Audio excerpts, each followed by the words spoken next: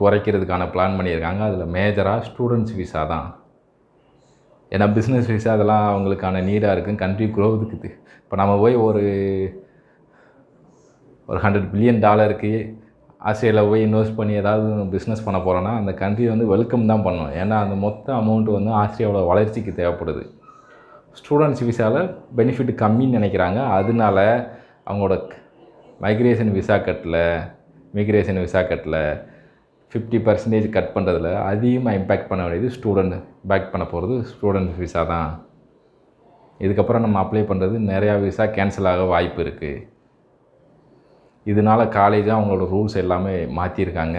எப்படி ஏன்டா இப்போ சப்போஸ் காலேஜில் சீட் எல்லாமே பெர்மிஷன் கொடுத்தாலுமே அலோகேட் பண்ணாலுமே அவங்களுக்கு விசா கேன்சல் ஆக வாய்ப்பு இருக்குது. அதனால அவங்களும் நிறையா ரூல்ஸ் அண்ட் ரெகுலேஷனை நிறையா மாற்றிருக்காங்க. அவங்களோட அப்ளிகேஷன் ப்ராசஸை